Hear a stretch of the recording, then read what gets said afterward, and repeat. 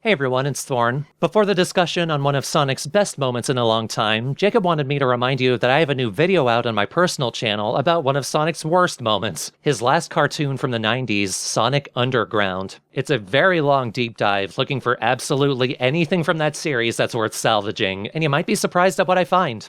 Or you might be repulsed. Check it out and let me know what you think. Link in the description. Wow! Hi everybody. It's another one of those Jacob discussion videos. This time it's about Sonic Frontiers. I almost said Unleashed.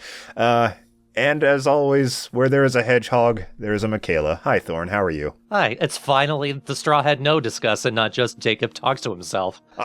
I know, it's just not just me rambling at the wall for an hour. We should play the same game more often. Yeah, well, Frontiers was the one that I could actually buy, so. Right, exactly. And what a tumultuous time leading up to its release. Like, I actually don't know how your outlook on the game was leading up to its release. What were your expectations after this game's less than stellar marketing? Honestly, I'm surprised I got as excited for it as I did. I wasn't sure until people who had actually gotten their hands on the game had said, no, this is actually really good. I think you all are going to like it. Sega's just bad at marketing. And when you get impressions from people who can actually experience it, that I find more meaningful than, edited and heavily choreographed trailers can manage. So yeah, I'm pretty much the same way. I really didn't feel... I really was not excited about this game until the reviews actually started coming in because, there are some series where no matter how mediocre or bad they are, they still get okay reviews, like your Maddens or your Call of Duties. But Sonic has never been that. Like, if a Sonic game is bad, the critics will tell you. Once the reviews started coming in, fucking seeing that it got like a 74 on Metacritic, I was like, there might be something to this, because I don't think, the professional critics aren't just going to be like, oh, this Sonic game, it's got a few problems, but it's pretty good so far, unless it's like actually good. And to be fair, I avoided any professional criticism on it because I don't need to hear about Sonic's transition to 3D as your intro. We know. Oh yeah, we understand that. Everybody says that nonsense. But really though, like the gameplay, like the first thing they showed for it was like 7 minutes of just meandering in an empty field and like this tower that didn't seem to lead to anywhere. And at that point I was like, this could be something cool, but this is not the best way to present it. Well, with how developers present gameplay footage, it's never from the perspective of an actual gamer. They don't have your average person playing the game and seeing how they would go around exploring. Like I said, it's heavily choreographed. They can only do certain things because they only want you to see certain things, when that's not going to be the experience. Yeah, but usually even the choreographed stuff, you see it and you get excited in some way. It's not just walking around. Like, there didn't seem to be much of a goal or anything going forward in those first few minutes. I was like, cool, I guess? But, this is not thrilling me exactly. But, like, subsequent trailers helped it out a bit.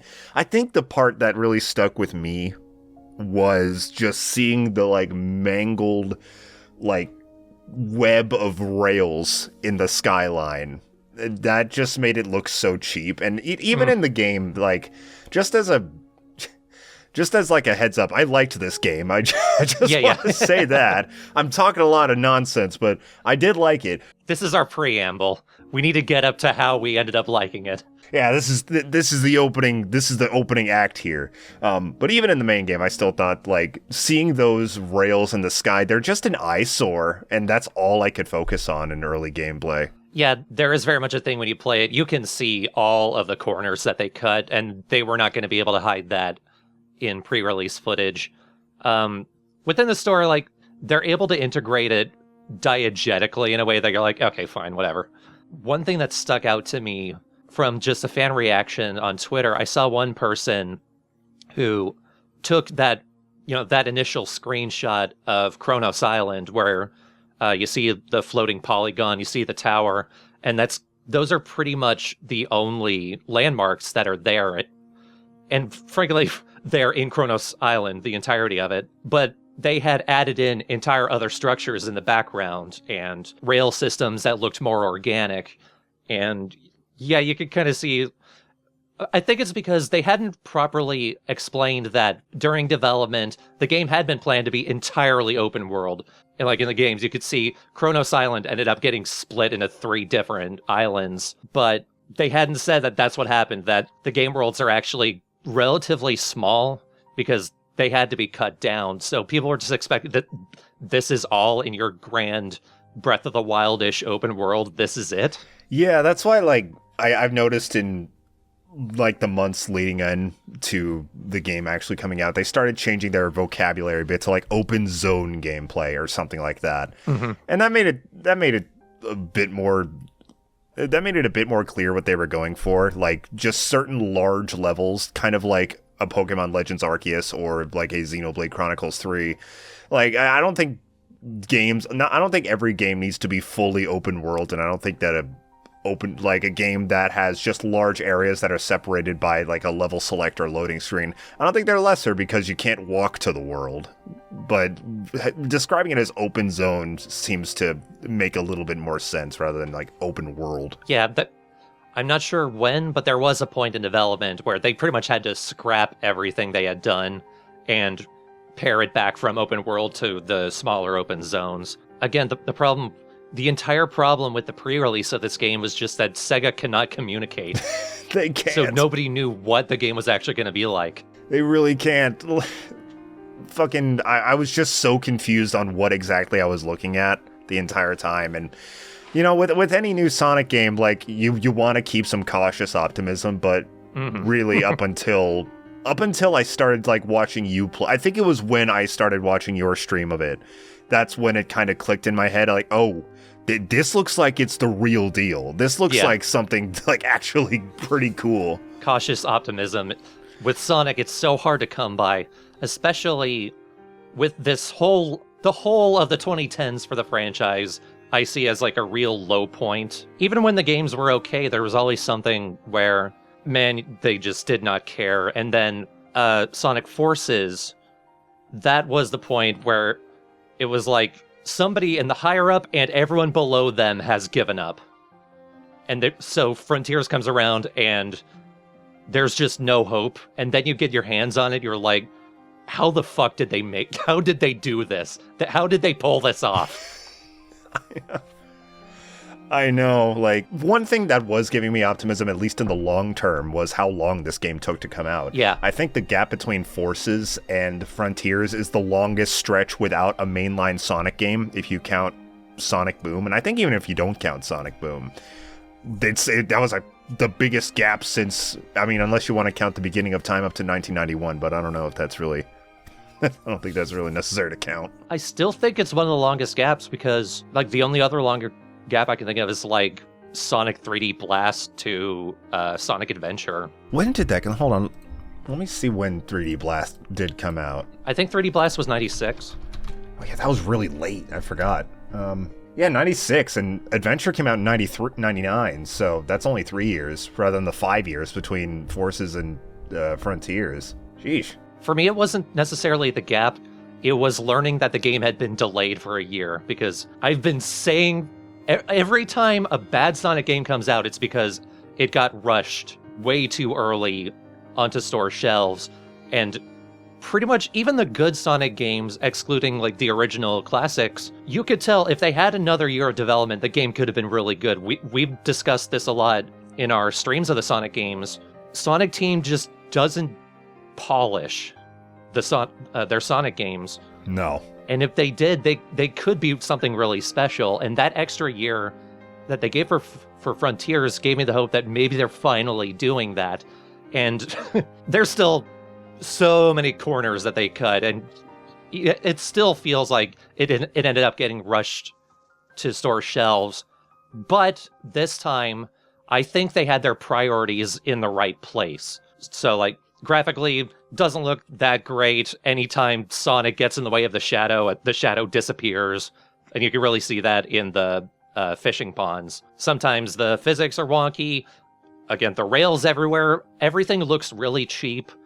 but when you put the control in your hands and you start moving around, it feels so good to play, and that's the key to how this game works.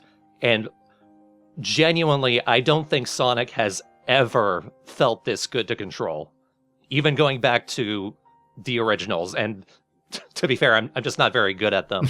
But I'm intrigued to go back to some of the older Boost games, because my hope is that with this game helping me to understand how those actually feel, how they could feel at their best, maybe I could get a handle on them. Like Frontiers is a game that makes those that came before it better in hindsight. And it's crazy how, like, at least for me, I don't know if this was the same for you, like the first time I pushed the stick forward in the open world, I was like, oh yeah, this that was like, it was the first moment. And whenever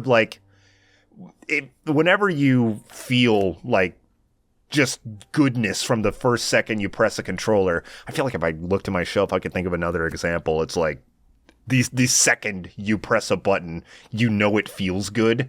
That's such a good feeling. And even like you're right, I completely agree. This is the best controlling Sonic game, 2D or 3D. And like just being able to tell that just right away is great. Yeah.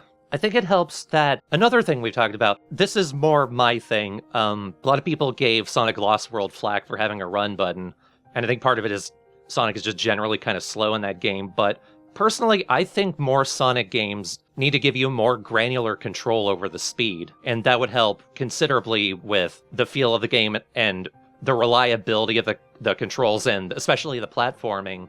And that's the case here. By the time I was done with Chronos Island the first time through, I had pretty much bumped all of the sliders all the way up because I was able to get used to the controls so that I could get a little faster each time. That helps so much with like just getting a handle on the controls. That's interesting. The only thing I remember messing with, because this game gives you a bizarre amount of options to like actually change how the game controls in a way that I've never seen before. Mm-hmm. What is the speed at max by default? No, like there are two options when you start a new game, and one of them has you start with the sliders way down.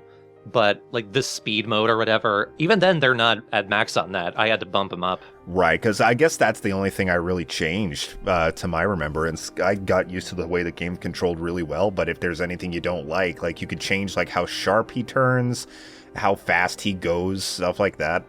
But I guess I did change something. I maxed out the speed, I want to say right away, and I also pulled the camera back a little bit. Oh, yeah. Like, I thought the camera was a little too close, so I pulled it back to about 80, and I thought that was perfect. But even then, every now and again, if I have a destination I need to get to all the way across the map, I'll, like, make the camera's option as close as possible, because like being just down that close to Sonic as he's running across this giant field kind of feels good. But I only did that a few times. Yeah, you brought this up during, I think, the Shadow the Hedgehog expert mode stream.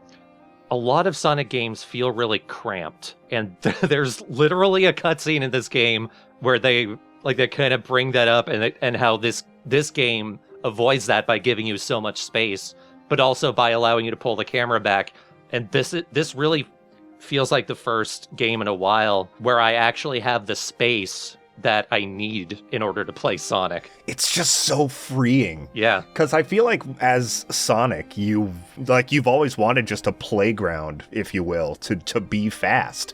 And this game has it. Like, I could see somebody just enjoy like running around Chronos Island for hours doing nothing but running, because it's just so fun and satisfying. And when you fill up your rings, your boost goes stupid fast. Oh yeah. Do you think that electricity that you see in the little cutscene when you get max rings, do you think that is just a straight up reference to the movie? Because this game's full of references. I think it was supposed to be an Easter egg, yeah. I think they were specifically asked to include a few to the movies. Though I will say, like, going that fast when you have a destination to reach is really fun, but if you're trying to do anything like the little platforming segments that are scattered throughout the island, it's a little unwieldy to go that fast. Yeah, I don't usually use the boost for the mini platforming sections. Well, maybe that's my problem then, because I was just constantly using it unless I literally had to do tiny hops. There's one thing with the controls. Sonic Unleashed, It's a game I want to like so much, and I just don't. At least as far as playing it. And Frontiers brings back a piece of that game's controls, having the homing attack on a separate button from the jump, which in Unleashed feels bad, but they kind of saved it in this game. I'm not sure how. I think it's because this is like the first 3D game where you can do a homing attack from the ground. You can do it from anywhere as long as you can reach the target, and also because the homing is just so forgiving to the point where you could do a lot of sequence breaking if you get it right. And it's like they took things that just didn't work with a lot of earlier Sonic games and found how to make them work, which is bizarre. Absolutely. I actually didn't remember because I played a lot of Sonic Unleashed on the Wii, which, do people call it Sonic Unleashed? They should. Anyway, I played that a lot. I don't remember the homing attack being a different button, but that change, the combination of the jump, the double jump, the fact that a homing attack is its own button and that you can do it from the ground, and the dash giving you a little dash forward in the air that doesn't home in on an enemy or a spring or anything, you have so much control over Sonic. Yeah. Not only does it feel good, you just feel so in control, and that really comes to its biggest fruition in the cyberspace levels. So throughout the game, you have, in order to unlock the power of the Chaos Emerald, you get the keys that you get from cyberspace levels, which you find throughout the open world, that teleport you to essentially a Generations or Forces type level. I think that some of the layouts are straight up taken from those games. Yeah, I think they reused the assets. Yeah, and that's another thing that people were not so hot on in the lead up, but we're past that point now. And as someone who I played Unleashed as a kid. I played Generations pretty recently, and I liked it fine, but I wasn't over the moon about it. I've not played Colors, and I did not like Forces. So out of all the Boost games I've played, I think that these are the best designed Boost era levels ever. What do you think? I think I'm with you there. Part of it might be the control, because Generations was a game I just could not get my mind around. And I've said this controversially, I had more fun. This doesn't mean I liked it, to be clear, but I had more fun playing Forces than I did some of the other Boost games, just because the game played itself so much that I wasn't fucking up as much. Yeah.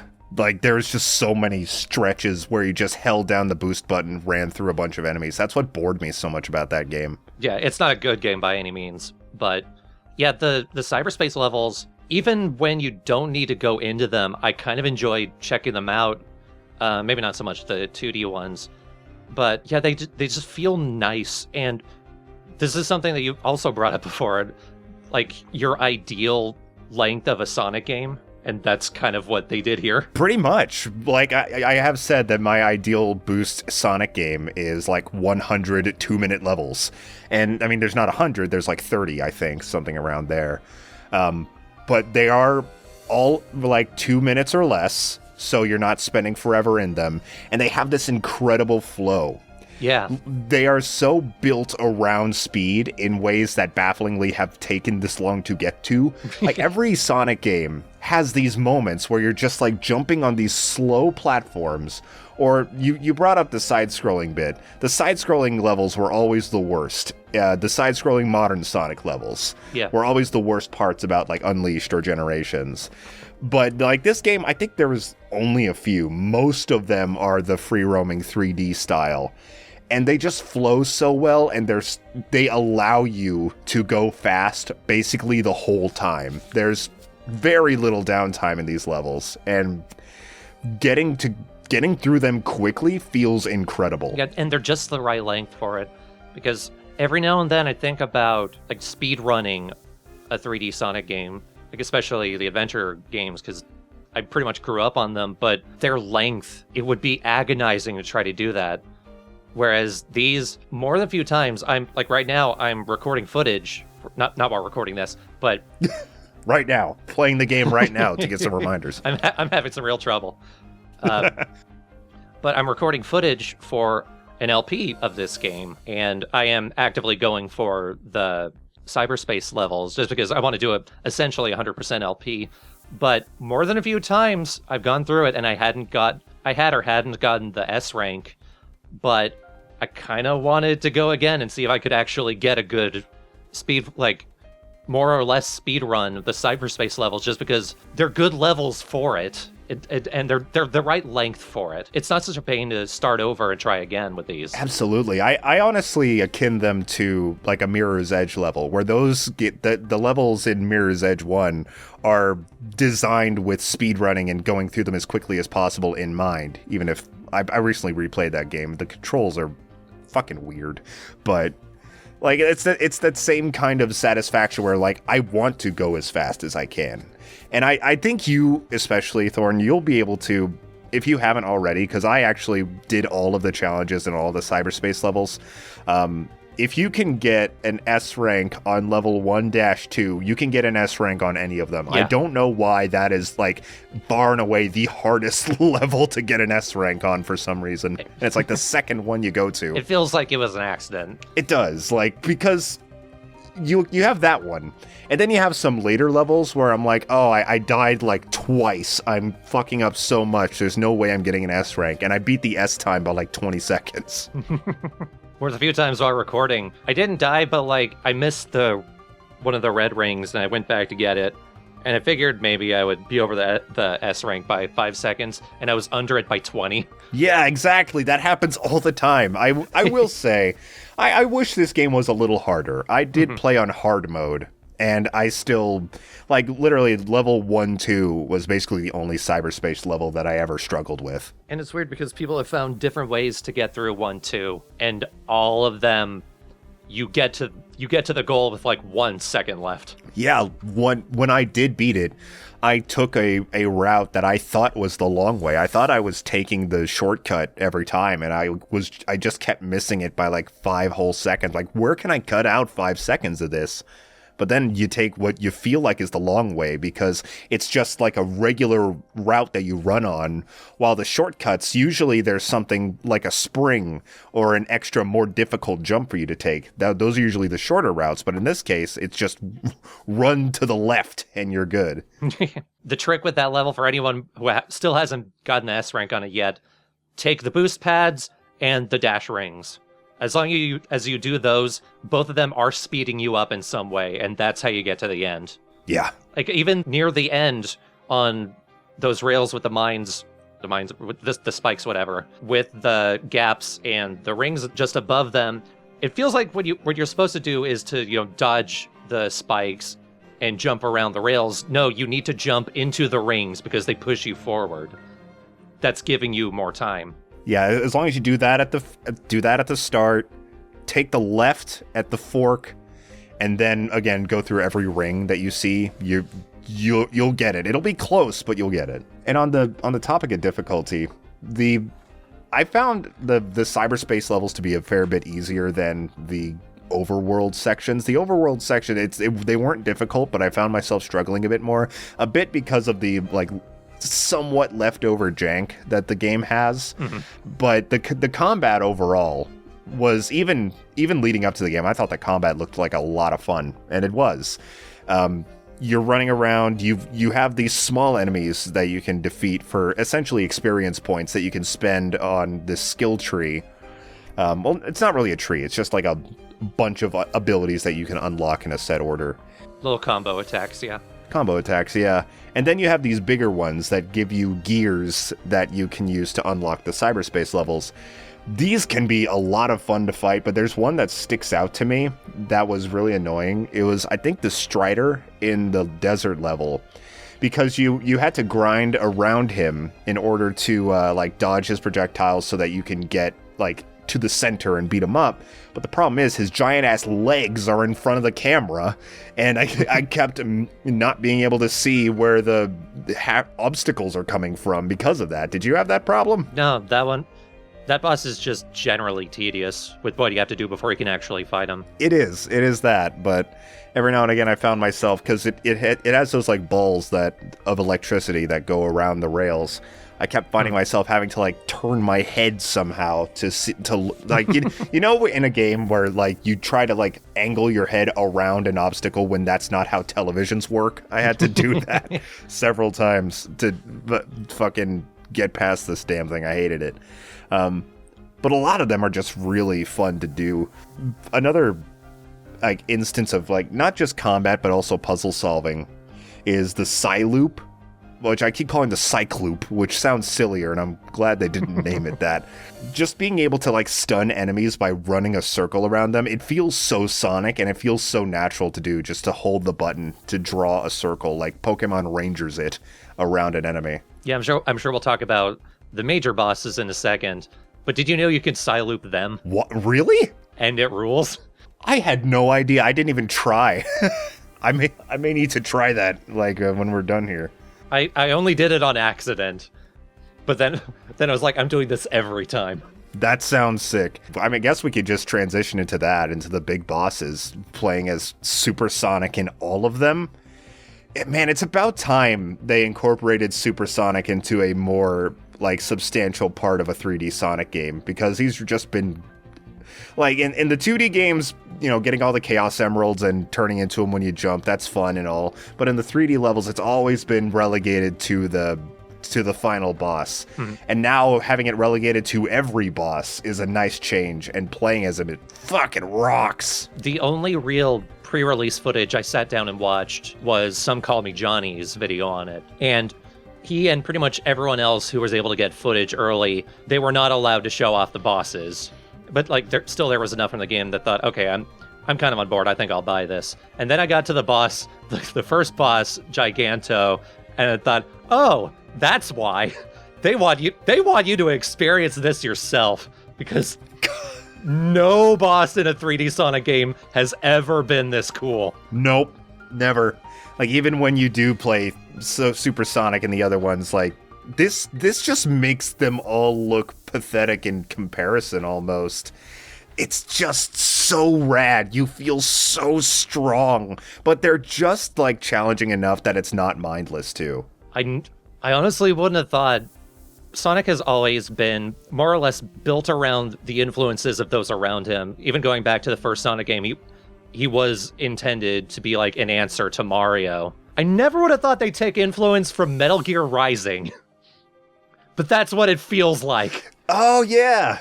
Yeah, with the crazy bosses and the metalcore music in the background. Yeah, I can see that. And just make you feel absurdly powerful. And the parry. Oh, yeah, and the parry. I've not played Metal Gear Rising. I think I played it for like 30 minutes a long time ago. And I couldn't get a handle on the controls, but I do want to give it another shot. Still got it on PS3. Just need a decent PS3 controller. If not like Rising specifically, then definitely like a Platinum game. Yeah. It feels kind of like that. But I don't, watered down probably isn't unfair, but it sounds more negative. I mean, but like... Simplified. Yeah, simplified. A simplified take on that, where you have all these combat abilities that you've leveled up and gotten so far. Okay, now here's a giant thing. Go fuck them up. Yeah, like the simplification of it. The combat in the game, both as Super Sonic and regular Sonic, does exactly what it needs to do, and it doesn't need to be as complex as a Bayonetta or a Devil May Cry. It's a Sonic game. It's not supposed to be like a crazy character action game. I mean, it'd be kind of sick if it was, but in its current state, I'm very happy with how the game's combat is. And there's a key in the music, I think. Not like musical keys, but just like the metalcore song. Of course, vocals by Kellen Quinn from Sleeping with Sirens, who apparently is just like an Uber collaborator. He'll sing for anyone. When that song starts, you go super, the song starts, and then you get control right as the guitar comes in, and there's just a moment of like, what is happening? And I've never had that in a Sonic game where where I've had that oh my god moment. A moment of pure fuck yeah. Exactly. It was beautiful. Like, I just kept saying throughout that first boss, like, this is awesome.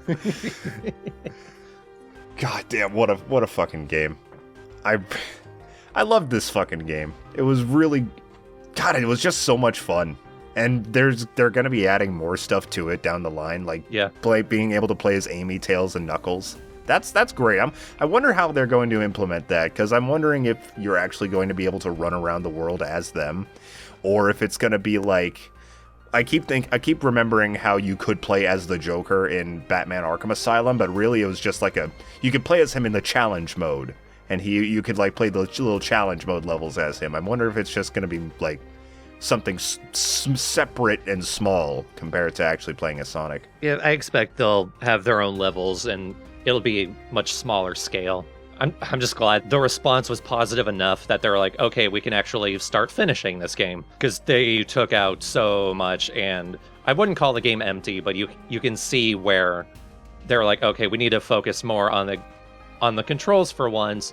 We'll let this slide, like with the last two islands where they are literally Kronos Island, just different parts of it. Yeah, I didn't really notice that.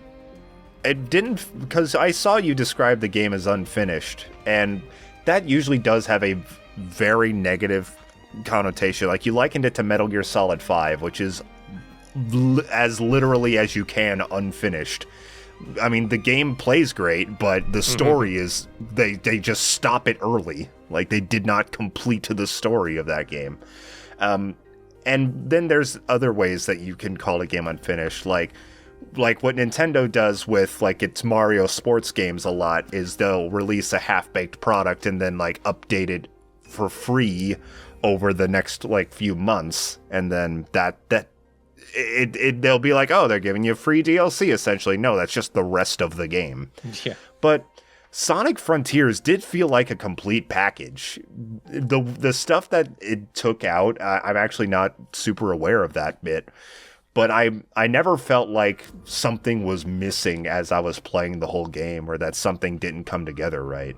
Yeah, that's fair. It's not a case of what got left out is required. It's like in the sense of like the engineer's credo. I don't know if that's the correct phrasing, but something isn't done when there's nothing left to add. It's done when there's nothing left to take away. I see. And that's what Frontiers feels like. You can see they took out a lot of stuff, but it doesn't feel like it's missing anything necessarily. Okay. I see what you mean now, yeah. And I am hoping that they could finish some technical issues that the game has. Mm-hmm. Like, we played it on next-gen consoles. You played on Series X. I played it on PS5. It ran great. It's just the one big downside of the game is the pop-in. It is very bad. Yeah, and some of the graphical issues are consistent with pretty much every console. Now, one thing you mentioned briefly is the fishing dimension that Big lives in. I want to talk about that real quick. That is it's a shockingly relaxing fishing minigame because it's so easy. Yeah. And it has this like lovely music that plays during it. And I love sea life, so I'm just seeing all these realistically rendered Animal Crossing ass fish that you're getting. And I just loved. I spent probably a lot more time in there than I really should have. I had you find the fishing coins that you give to Big so that he lets you fish throughout the level. And then every now and again, this meteor shower will happen that'll give you just a dickload of them if you collect meteors. And then this roulette plays, or this slot machine plays. And then by the end of the game, I had 800 fishing coins, and I had more than I could ever deal with. And every time you catch a fish, you get other coins that you can exchange for shit. I probably could have maxed out all of Sonic's stats if I wanted to. I think literally you could have, yeah. At least by the end of the game. Yeah, and after a while, I did spend a bunch on hearts and stamina juices, whatever those fruits are called or whatever that you found. The fruits, yeah. I bought a few. I got to level 60 something right before the final boss, but it felt way too easy to collect stuff like that for most of the game, and I just didn't want to use it too early. Well, that's something I don't mind about this game. It doesn't halt your progress too much. They give you a lot of options, like the fishing, to get, the portal gears, the portal keys, or the fruits and the cocos to level up Sonic. Like, if you're just having trouble with stuff, or if you just want to. That's another way the game feels pretty freeing. Yeah, and with the little cocos that you collect, the little babies, You can use those to either upgrade Sonic's speed or ring count. Did you see any purpose to upgrading your ring count? Because I really didn't. I just focused entirely on speed because that's what I wanted. Not really. The only thing I can think of is in hard mode, when you take a hit, you lose a lot more rings than the other difficulties, and that seems to be the only thing that really changes. So having more of a buffer might be worthwhile, but also that means you take that much longer to max your rings out so you can get the super boost. So with my second playthrough, where I'm playing on hard, I leveled my ring count up like twice, maybe 3 times, and I'm gonna like wait until the end of the game to try to go anywhere else with that. Yeah, that's exactly what I thought too. Like, the more rings you can carry, the longer it takes to get to that awesome speed boost. And, you do lose a ton of rings on hard mode, but increasing your defense also decreases the amount of rings you lose, so I think it's better to focus on that and then just put all your babies into speed, because just going faster is more fun. And going back to the fishing pond, yeah, it's super easy, but there's just something satisfying about it. It might just be because of how out there and bizarre some of the things you can catch are. Like, you'll find like a goldfish, you'll find a big-ass tuna, you'll find a sunfish, you'll find a barracuda, you'll find a shark, you'll find a goalpost from a Sonic game, you'll find the Eggman ending sign, you'll find a tire. Sonic will always be smiling. He's always happy to catch anything. I know! And like, I found a fucking coelacanth. Yeah. And then a golden coelacanth. Exact thing happened to me. Like, that's not a thing. But yeah, the satisfaction just...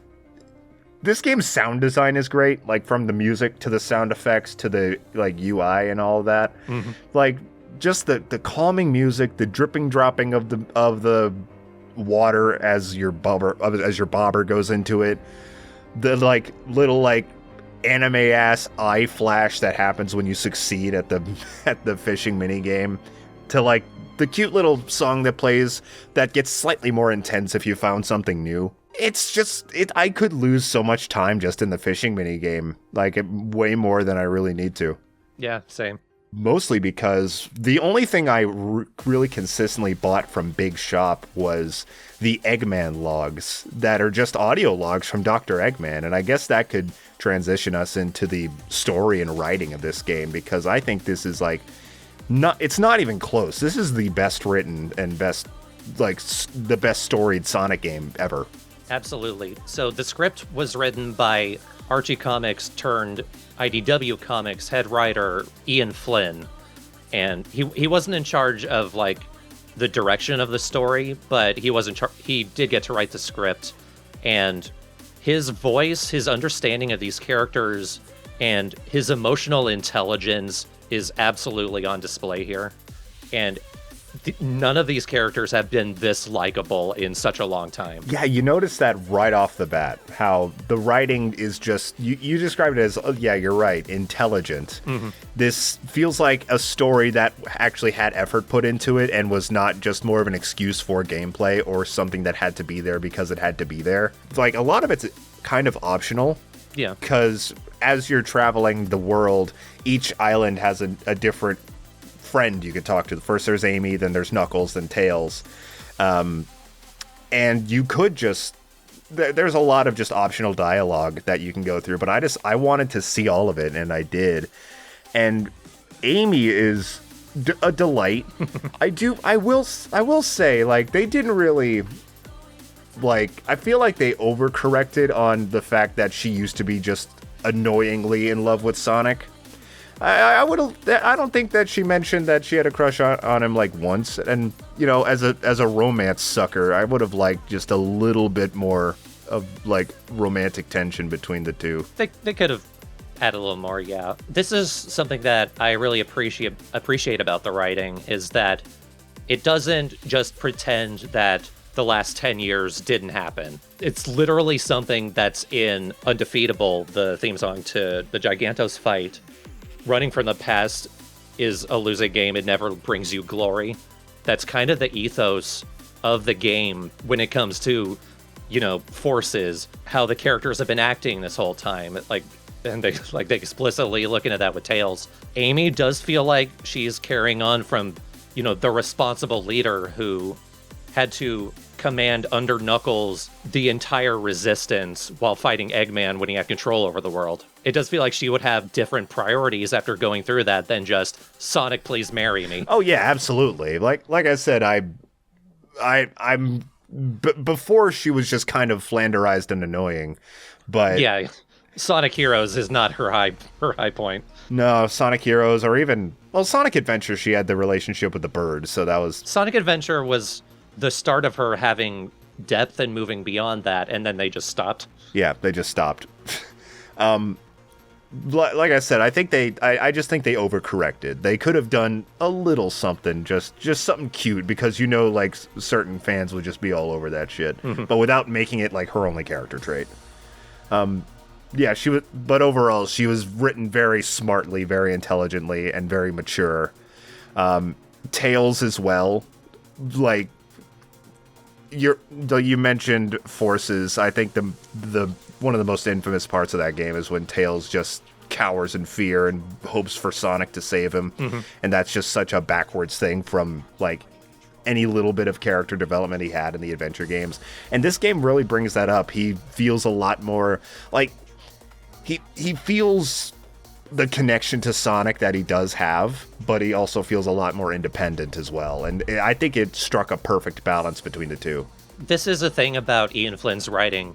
He's not a guy who pretends that the bad parts of the franchise and the stories didn't happen. He recontextualizes them. He takes Tails being independent, being able to stop Eggman on his own in Sonic Adventure, and him cowering in fear from chaos and calling for Sonic, and doesn't say one of these didn't happen, one of them did. He asks, why did both of these happen? And the conclusion that he comes to is pretty realistic and understanding that, these things do actually happen. Sometimes you regress, and that's just a part of growing up. Absolutely. Fucking, you're a lot more familiar, I think, with the Sonic comics than I am. I have like 2 issues, and they're like in the middle of an arc, I think. I have no idea what's going on in them. But if the writing in the comics is anything like how they handled the characters in this game, I really think that I should dive into those. Yeah, I've talked to a few people who really don't like Ian Flynn's writing. The only thing is, like, he likes to show off his bona fides as a Sonic fan, and he's been writing for these comics for 16 years now. Like, you don't need to do that anymore. You could just write them. This game is super, like, in ways that benefit it and in ways that feel kind of ham-fisted. This game is super referential to, like, everything Sonic. And it's hard to tell how much of that is Ian and how much of it is required by Sega. Well, I feel like a good chunk of that is Ian's recontextualizing, as you said, because references to the past have been very, like, other than fan service, like in Generations, references to the past in other Sonic games have been kind of minimal. Every Sonic story seems to be kind of its own thing, with the exception of like a few throwaway lines here and there. Yeah. Actually, frankly, the past is a huge motif of the overall game, so yeah, they are distracting sometimes, but it's not like they don't belong. Yeah, I would say so. It's part of the framework of the game, and Frontiers very much feels like Sonic Team taking everything that happened recently and in the past, understanding it and being like, all right, we're moving ahead now. We have to bring all of this baggage with us, but this is our understanding and this is how we continue with it. That's how I look at it, at least. Yeah, I definitely see that. I agree. And also, I saw one person, they felt like Sonic constantly bringing up all the other characters and connecting things. Like, there's a giant cannon in the desert.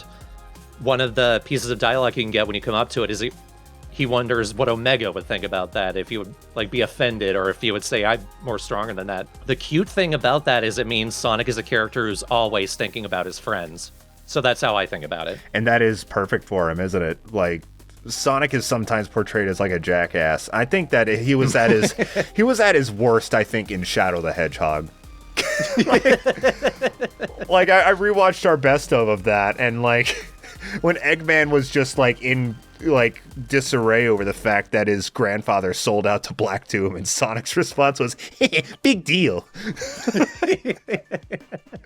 Like Sonic himself is like so realized as this person of like strong empathy and justice that he's not always consistently portrayed as, you know? Yeah, I feel like the understanding of Sonic is that he has a lot of emotional intelligence.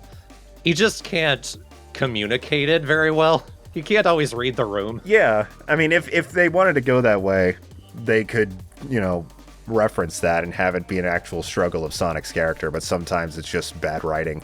But in this case, he's just very caring because, I mean, three of his best friends are in, you know, mortal danger because they're in another dimension, essentially. So he's just kind of all business for the most part, with a few, like, Sonically quips every now and again. I love the jackass rivalry between him and Knuckles in this game. Ah, it's so good!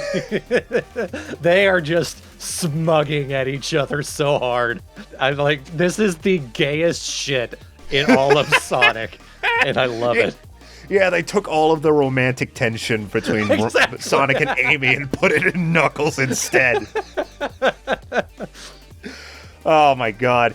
It really is, like, Sonic's relationship with everybody in this game is the best it could be, and that includes somebody who I think kind of subtly steals the show, and that's Dr. Eggman. Yeah. This is the most nuanced Eggman we've had. He has such a, like, he mentioned several times that he has this, like, strong respect for Sonic despite him hating him so much and him always ruining his plans. And you hear a lot about that in the Eggman logs that I brought up before, where he's showing his intellectual side and his curious side as like a scientist and an inventor. He's just curious about this cybernetic world that he's like in. And everything is really brought together with his relationship with this new character, Sage, who I think is probably... She's the best new Sonic character in a long time. Like, I would say she's the best one since Styx. But as much as I like Styx, you know, I'm not like crazy over the moon about Styx. I would say I'm closer to over the moon about Sage. I really appreciated her being here. Flynn said something before the game came out. If people were disappointed with how Eggman had been written for so long, they would be really happy with him in this game. And I thought that meant he would be like extra diabolical, or we'd get to see more of his evil side. I did not expect this. I did not expect him to show his caring side so much. And yeah, a huge part of that is Sage. She's just such a subtle, but again, nuanced and likable character. She's presented kind of as like a sympathetic... She and Eggman are kind of presented as more sympathetic villains. Eggman barely feels like a villain in this. The main villains seem like the Titans. And the like mysterious being that took out the Coco all those years ago. But Eggman just feels almost like an ally throughout this because he doesn't speak like he is trying to ruin anything. He's just kind of working together with Sage, and he could be a bit abrasive sometimes. But Eggman himself is, like, in combination with Sage, is so likable. I always loved Eggman as a funny villain. This just I think shows the breadth of natural like malleability of the character of Dr. Eggman. Yeah. Whether it's him being funny in something like Sonic Colors or Sonic Boom, him being diabolical in Sonic SatAM, or him being more human in Sonic Frontiers, Dr. Eggman is just such a character that you can do whatever you want with him, and it kind of works out. And I think a big part of that is the very naturalistic voice acting. Oh yeah. I don't know if they got a new director or if they just changed the direction style, but none of the Sonic characters have ever sounded this much like a real person until now. I will say that Sonic's deeper voice took some getting used to, but I did. A little bit, yeah. I did get used to it. Like it's still Roger Craig Smith, but his timbre is noticeably deeper, and it's really weird at first, but it is something you get used to, and you don't even notice it after a while. But yeah, everybody's direction is fantastic in the game, and Mike Pollock's voice as Eggman, he is starting to show his age a little bit, but I think that's only a benefit. He sounds so gravelly and low in this game, and it works out so well. I feel like that's a thing they were subtly doing anyway. I don't know, it might not have been intentional, but it feels like everyone is supposed to be a little bit older, and you can hear that in their voice. You can hear that, like with Amy and Sonic's relationship, they've both grown up, so some of the baggage of the past isn't such a big thing, but they have an understanding with each other. There's a weight to their voices and their dialogue. Yeah, like such like deep yet subtle emotions in everything they're saying. It's really great. And it does make sense that they would have grown up, because they are mentioning all of these events, and unless this is like an Ash Ketchum type deal where everything is happening during this one absurdly long and eventful year of their lives, then I think it makes total sense that they would have gotten at least a little bit older by now. I totally believe that, like, Adventure 1, Adventure 2, Heroes, and Shadow all happened in the same year, just because things happen so quickly for these characters. Yeah. Yeah, I can see that. And then Sonic 06 kind of just reset everything. I know one person who really did not like the voice acting. I'm not going to call you out, but you know who you are if you're watching this. I think English is not their first language, so it might be a language barrier thing. But as someone who has done 10 plus years of voice directing people and trying to make voice actors sound natural and like actual people, these characters have never sounded more like real people before this.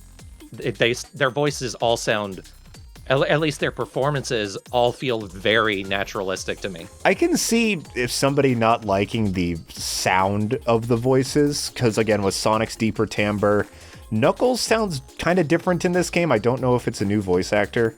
Do you know? Is it? They did change voice actors for Knuckles on Team Sonic Racing. Okay. Yeah, he sounds a little different. I prefer his previous one personally, and I've always thought that Amy has sounded a little too old ever since Lisa Ortiz stepped down. I still think Lisa Ortiz is the best Amy. One of the few. She's still my favorite. Yeah, one of the few like true bright spots of the 4Kids cast. I can see why somebody not liking the sound, but I have a hard time having any complaints with the direction. You're totally right that everybody just sounds as natural as they've ever sounded. They described the voice acting as sounding bored, and if English isn't your first language, that might be how it comes across, but for me, no, they don't sound bored at all. This is the most into it and like dedicated the voice cast has ever sounded. Agreed. It's quiet and reserved, but definitely not bored. Yeah, it's reserved and understated. And it's something that fits Sonic weirdly well. This like high octane character that's always been fueled by fucking butt rock and chili dogs.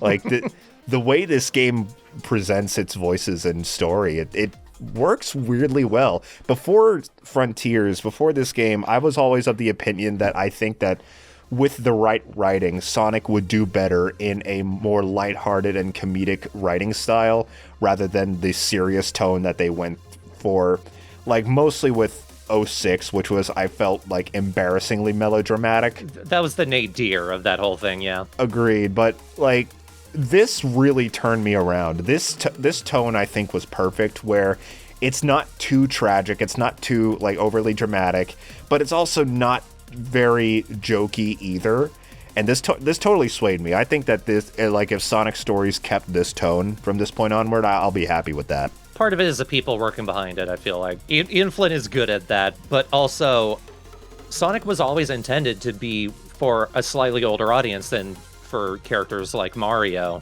so he could get away with doing darker stories. Sonic Adventure 2, it's a dark story and it's cheesy as all fuck, but like Shadow's story, his arc, is genuinely really good, and also dark as fuck. His best friend, a young, probably not even teenage girl, was shot in the fucking back by the government. Yeah. And that's his entire motivation, and it works. It does work. So you could do something like this. In Frontiers, it's dark as hell. The villain, the true villain, the end, is like a void of murder. Opinions vary on the end ultimately, but the Ancients, everything that happened with them, the total destruction of their culture, all of that works. Mm-hmm. I was just so curious to learn more about the Ancients and the Coco and all of that. Yeah. It's such a genuinely engaging story in a way that Sonic has never been. Like, Sonic has just either been, like I said, kind of embarrassing with its story, or just, nothing. Just ignorable stuff to get to the next Speedy Boy stage. And I feel like part of it with the last decade was the writers that they had on hand. Like, on one hand, the tone that they wanted to get. They wanted to sort of step back from the melodrama and the overdone shit with where the adventure era had gone and bring it back to a more lighthearted, family-friendly thing. But in the process, like, they brought in writers who didn't play Sonic, they didn't understand the characters, and so everything felt wrong. But it also felt cheap, and there was just no heart to it. So there was still a massive chunk of what was appealing about Sonic still missing. And even, like, what we were left with felt insulting to the intelligence of the audience. Mm-hmm. This feels like the turnaround. I think that covers most anything. Was there anything else you wanted to talk about before we move on to, like, conclusions and Discord comments? I think the only thing is, playing through the game, I can find so many things, like so many little nitpicks. There's a bunch wrong with the game, but I enjoy the experience so much that I find myself just ultimately not caring.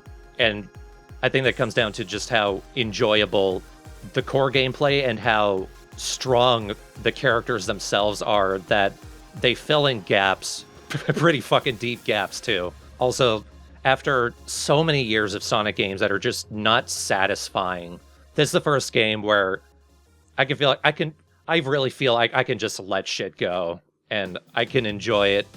Not just I enjoy it for what it is, I can love it for what it is. And that is so rare. I have not been enthralled and taken with a Sonic game since I first discovered Sonic with Sonic Adventure 2 Battle as a 10-year-old. So, yeah, Frontiers, it's pretty fucking damn good. Definitely. Like, I have a hard time with, like, newer games, like, unless it's like a really long game, like with Xenoblade Chronicles 3. I've determined that that's like my favorite Xenoblade Chronicles game and one of my favorite games of all time, but I also spent 120 hours playing that game, so I feel like I have a good idea of it after that. Sonic Frontiers I beat in about 20 hours, and with shorter games I have a hard time saying like, oh, this is the best game in the series, or like this is a super favorite of mine. But when I think about it, the game, like, definitively to me does the best in the series in so many different categories. Like, it is the best controlling game, it is the best written game, it has some of the best level design, some of the best music, absolutely. I love how diverse the soundtrack is. Mm-hmm. It's just the best in so many ways that I have a hard time not saying that this is probably my favorite Sonic game I've played. I have a lot of nostalgia for Sonic as well, but I got into it a little later. I started playing Sonic around when I was 13, which would have been shortly before Sonic Unleashed. I mean, my memories with Sonic are a bit younger and, like, not... Like, I really loved it at the time, but they're not quite as strong as people who grew up in the 90s or early 2000s and playing Sonic. Mm-hmm. So, like, I tend to look back with a little bit more of a neutral lens, but even taking all that into account, Sonic Frontiers may be the best Sonic game I've played. At the very least, it is unquestionably the most fun, the most consistently fun I had playing a Sonic game pretty much ever. And of, like, at least the 3D Sonic games, the most consistently good. Because part of it, I still have a soft spot for the adventure games because I discovered them when I was young on my GameCube, and that's just a good time for games. But when you go back to them, so much of them don't hold up in certain ways, and because of that, I also look back on a lot of Sonic with a neutral lens. So it'll be interesting when, like, the next major Sonic games, if they're able to build off of this and really make a full, complete experience, how we'll feel about Frontiers in hindsight. I'm very interested to see where it goes from here. Yeah, the future of Sonic, it's as always, it's uncertain, but this is a very, very much a bright spot and a reason to kind of look forward positively, because I'd be shocked if they just like trashed this and went to something else after how well it went, how well this game sold. Because, Sonic, as recognizable as it is, the past few games being bad did hurt its sales. Like, Sonic is not a guaranteed seller for that reason. But this game is selling great, it's getting a ton of great press, people are so happy about it. Like, you don't want to think that Sonic Team is just gonna do something else and something worse after this. And I really hope they just kind of stick with this formula and refine it further in the future. Yeah, the hope is that they learn the right lessons. And really, at this point, we can only hope. We do not know if they will. We have no idea. We thought that Generations was the turning point, and then, it wasn't, and then they even ruined that, so we'll see. All right, now, something I started with my Xenoblade Chronicles 3 discussion, just to take us out, is the Discord. Thorn here has a Patreon-only Discord that you can join if you donate and such. And we asked them what they thought of Sonic Frontiers. So we're going to read a few of those. First off, real quick, Mass Chaos says Sonic Peak Tears. Yep. Succinct. Succinct, indeed. You want to trade off, I guess? Sure. I did mine. Now, pull your weight here. You should have told me if I should, then. Yeah. All right, next, Nico, a.k.a. Screamo Shaman. I love just being able to run around without a focus. I would have naturally gotten all the achievements if I hadn't missed one of the Guardians. I couldn't stop.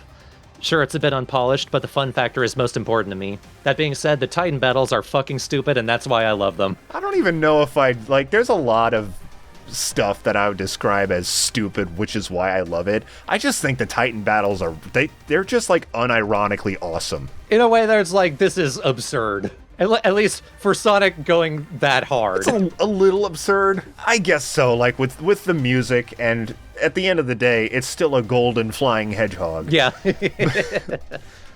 But I wasn't laughing and saying this is stupid, this is awesome. I was just saying this is awesome during those fights. Yeah. Saint Sentry says, game is great. It handled the characters exactly the right way, and as a Son Amy enjoyer, I really loved their interactions. The gameplay itself was really fun, though the level designs were a bit clunky. And of course, the music! Kellen Quinn, my beloved. Overall, I'm very happy with this game, and it makes me hopeful for the future of Sonic. I really disagree with the level designs. I cannot stress enough how much more fun I had in these cyberspace levels than with any boost levels that come before it. I can see what they mean. I at the very least, with all of the little mini games that you do throughout every little world to get the memory tokens, some of them are funky. Oh yeah. I guess those little platforming segments are. And we forgot about the actual mini games you can play, like the pinball machine that you do once. I know some people hated that. I didn't have too much trouble with it. It's just very long. I had a little trouble, but I sensed that I could have had a lot more trouble. And then the little spaceship minigame that's like a cross between Ikaruga and Nier Automata. I actually really like those. Those were a lot of fun. I haven't done the true final boss, but it's that. It is. And it rules. It's tricky, too. It's probably, in my opinion, it's the most, genuinely challenging part of the game, but I had a lot of fun with it. All right, Sonic Fiend says, best 3D Sonic game in over a decade, and probably the one with the most heart into it since Unleashed. Ian Flynn delivered on the writing, as he always does if you read IDW, and it feels like a proper send-off to the Boost era. Only real complaints I have in gameplay are 2D cyberspace levels. They need to leave 2D as a whole to the Mania guys, IMO. Kind of agree with that. And the random Starfall Night Roulette thing is clunkily implemented. With my second playthrough, I'm just ignoring them, frankly. Yeah, because they just overload you with fishing coins. I did one, and I had more fishing coins than I could know what to do with. But they're cute. I do admit that they could probably be done better. And a few things on this comment. I definitely agree with the 2D cyberspace levels. Thankfully, they are very minimal. There's very few of them. But I just wish they weren't there at all. And mentioning that Unleashed did have a lot of heart, I You're really right on that, because I think back to Unleashed, all I can think of is Chip and how much I don't like Chip. But really, that game really did have a lot of care put into it that you didn't see from Sonic around that time, or like before or after it, with like 06 and Colors sandwiching it. Honestly, I'm surprised so many people don't like Chip. I don't find him anywhere as obnoxious or intrusive as like his reputation would suggest. He feels, if not understated, then at least not obnoxious. He's a very positive presence, and I like him and Sonic's relationship. I've never cared for him. Maybe I do have Unleashed. I really need to give that game another playthrough. Maybe after all these years I'll change my opinion, but I do not remember caring for him very much. We'll see. My next Sonic Stream LP will be both versions of Unleashed, so we'll see how we feel about Chip after that. And Sonic Fiend closed out his message with, check back around this time next year after all the DLC and see how much they improved. Great times had for sure. I'm very much looking forward to that. That is some stuff I'll be checking out day one.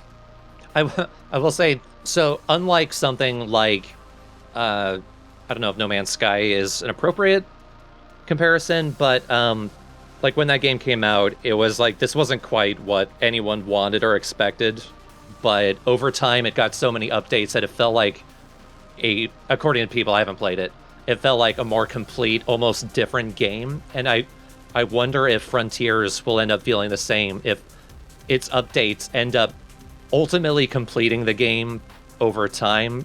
And unlike something which feels like it was rushed out, purposefully incomplete to sell the DLC to you, all the DLC is free for Frontiers. And in that way, it's almost like, you know what? I'm happy with the game as it is, so I don't feel like I'm being ripped off in any way. Totally. The game is... I do feel like the game is a complete package as is.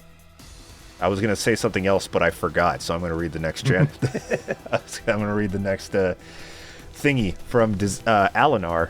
Excuse me, I almost skipped over you there.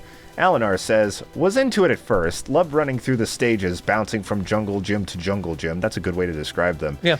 Enjoyed the interactions between Sonic and the others, but then I got to the third island, which soured me on the entire rest of the game. The frequent forced 2D sections made exploration a chore, where every boost pad is a potential trap. I never figured out how the land masses were connected, and to top it all off, all looked bland and unappealing too. Played it on Switch, which probably didn't help. I hope Sonic Team refines and expands on the game's basic idea, however, because when it works, it's awesome. But the speed bumps were a bit too frequent for me to enjoy later parts of Frontiers. I do see where you're coming from there. Yeah. The third island is a little drab looking, and that's when they start introducing, like, normally...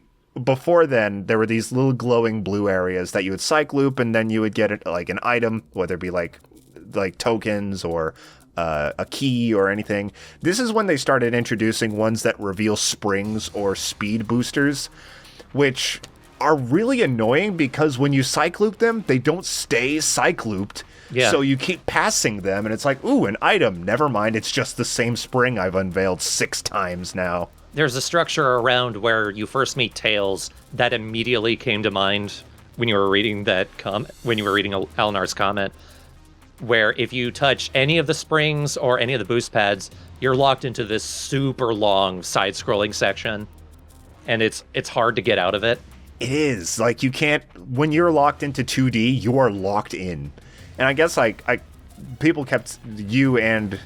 people in the comments kept saying about 2D levels. I kind of forgot about just the 2D sections of the overworld, and those do get to be a problem, because if you hit the wrong spring, you're going to be stuck in clunky, weird 2D land for longer than you'd like. All right, Disaster Dracula. Sonic Frontiers to me isn't the best game I've ever played. It has some shortcomings, the cyberspace levels are iffy, and there's some jank when it comes to Sonic's handling. But fuck me, this was the most fun I had with a Sonic game in this series in a long time. Gameplay, character, and story-wise. Frankly, the characterization is really what hooked me. Everyone felt organic and actually in character for once. Screw that pinball minigame, though. I could see how somebody could spend so long on that minigame just because there's these holes on the side that your ball can go through and there's nothing you can do about it. And you only get 3 balls and you have to get a ridiculously high score to pass it. Yeah, the score you need is just way too high. I'm surprised at how much criticism the cyberspace levels are getting. I thought I cannot sing their praises enough. Like I couldn't get enough of them, and I hope they add another 50 of them for me to play, frankly. I mean, as someone who's just not good at the boost games and doesn't particularly enjoy that play style, they're some of the most fun I've had with that play style. You know, locked into a corridor, you're playing this specific level. I like the cyberspace levels more than most of Generations, frankly. Yeah, me too. Like, I was surprised at how, like, lukewarm I was on Generations, and I was wondering if it was just the gameplay style, but this game's refined that game's controls and just level design in general. Just how focused on speed and going fast it is. I saw one person on Twitter say something that I think is pretty right on. Generations has not only become, you know, a game, but a platform for the Sonic fandom to build off of. People are porting in Unleashed levels, Forces levels into Generations, just because that's like the most consistent engine for the boost formula. And it'll be cool to see if Frontiers ends up being the same thing, where people are able to implement earlier levels or build their own whole levels and put it into the game, because this is the best version of that. Right. As you were saying that, I was thinking you were going to say like the reverse and putting Frontiers levels into Generations, just to like, I would be curious just to see that, just to feel the difference in the same levels, because I do think the level designs in Frontiers are a big improvement over Generations, but I'd like to play it in Generations engine somehow, just to see how specifically the controls have improved, because I can pinpoint a few places, but I do think it's kind of hard to describe in words without feeling it, just how much the controls have improved. All right. Cactuar David says, I'm a weirdo who never really enjoyed the boost formula games. No, I get it. Yeah. But I can say that this is the most fun I've had with Sonic since freaking Adventure 2. The story tone and characterization is what I've wanted out of the series for ages, and I enjoyed the gameplay a ton. Also, Super Sonic has never been cooler. That's for sure. Yep. I wonder if a huge part of the overall fandom's appreciation for like deeper stories, deeper characterization comes from like going all the way back to Sat AM and the Archie comics. Say what you will about Ken Penders, and you can say a lot. He brought a lot of deeper stories, deeper lore, character interactions, more quote-unquote adult stuff to the franchise that people grew up with, and in a way we kind of expect that, maybe just under more deft hands. And we're kind of finally getting that with Frontiers. Yeah, I guess that has to be where the appreciation comes from, because they weren't getting it from the games, because they see something that works and that engages them, regardless of the general quality of it, like in comparison to other media. But they see that engagement and they're like, hey, do this in the main thing this character does, and then it just took them this long to do that. And we kind of saw it with the adventure games, but there was just a barrier in translation that made it very clunky, and it wasn't exactly right, but it was on the right lines. And then they gave up. And then they're like, fuck it. Sonic Heroes. There is nothing. Except Vector punching Eggman a bunch, and that was pretty sick. You know what? In hindsight, I'm kinder on Sonic Heroes after learning how much work Takashi Iizuka put into that, to the point where he lost 20 pounds. Oh, God. And it's like, you know what? You're a fucking trooper. I will never say a bad thing about Iizuka ever again. And frankly, he gets blamed for shit that's not actually his fault, so. He directed this game, right? Yeah. Wow, yeah. And he campaigned to get that extra year of development time for it. That's so, good. Iizuka's a rock star. Yeah, that certainly sounds like someone who would not be directly to blame for a lot of the past mistakes. And the last message we have from PT Gyo. Please tell me if that's how you pronounce it. I feel like I've been saying it wrong for years now. I really enjoyed it. There were some things I have gripes about, mainly the forced 2D sections on Island 3. Yep. There again. And a few of the cyberspace levels, but there was also a lot of stuff that was just top-notch. I enjoyed running around and exploring the islands. I thought most of the mini-bosses were fun. I enjoyed how the story and characters were written, especially Sage and Eggman's dynamic thanks to his audio logs. The occasional callbacks to other pieces of Sonic media were fun, and the ending has me curious about where the games will go from here. I think I mutated extra ears so I could hear the boss themes more. Pixar, it didn't happen. It really is like, I don't know why they continue to shoehorn 2D stuff into the 3D Sonic games. Because they still have this idea that Sonic fans, like, want the old primarily because it is old. You know? And they're trying to satisfy, like, a section of Sonic fans that don't, like, I don't want to say they don't exist, but they are not very large anymore. I feel like it's just a lot of the darkness of the Sonic fandom comes from the earlier days of the internet, and a lot of us have grown up, and we've better come to understand that there are other people on the other side of these chat rooms, you know? Yeah, it's like, it really feels like the negative things that you hear about the Sonic fandom, I feel like that's really softened a lot over the years. Like, I don't hear too many incidents like, oh, Sonic fans do this or Sonic fans do that. I feel like that everybody's just kind of, like you said, grown up and chilled out over the years. And I mean, I guess I don't know how the younger fans are going, but, you know, we're not really interacting with them, so who knows what the next generation of Sonic weirdos will be. And to be clear, the Sonic fandom is still one of the most unpleasable, nitpicky, complain about goddamn everything fandoms out there, but it's also an incredibly creative and, under the right circumstances, understanding fandom. So, like, who knows? I did feel like, for all of one of my biggest pet peeves in the world is when there is a legitimate criticism that you have right in front of your face, but you choose to nitpick tiny things instead. Mm-hmm. That's what a lot of people were doing with Frontiers leading up to its release. There were so many things that didn't look good, but then they nitpicked these little things that were like, who gives a shit?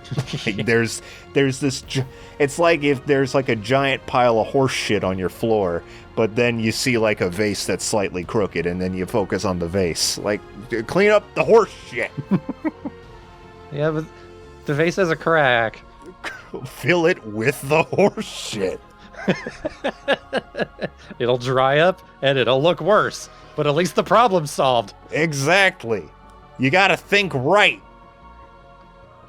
And with that lovely image, I think it's about time we call a close to this video. Thank you so much for joining me on this, Thorn. I'm glad that we have a game in common that we could talk about finally. If you ever want to play Guilty Gear Strive and do a video on that, please let me know. I don't have the time, but thank you for having me. Hey, no problem. As for more discussion videos, I am very close to being finished with Pokemon Scarlet and Violet, or Scarlet specifically. I've got a lot to say about that. That'll probably be coming early next year or maybe next week, I don't know, because I'm going out of town for the holidays. But keep an eye out for that. Thorn, shill your new video because it deserves it. Oh yeah, connected to Sonic, I just put out an 8.5-hour video about Sonic Underground, going into talking about nitpicking. The Sonic franchise has so many things that everyone just quietly agrees are bad, and then they leave it there. But some of them, like Sonic 06, we have talked to death about that. We know everything about it. We don't really talk about Sonic Underground, and that intrigued me, and I wanted to do a deep dive and see if there's something worth salvaging there. Long story short, yes, but with a ton of asterisks. So if you want to take that journey with me, on my channel, Michaela Thorn Thornbrain, or just look up Michaela Thorn, or just look up Thornbrain and Sonic Underground. It's the 8.5-hour video. It's kind of hard to miss. You can't miss it, no. And that'll do it for us. Thank you again, Thorn. Thank you to everybody for watching, and look forward to stuff. Bye. Break through it all. Fuck the pain away.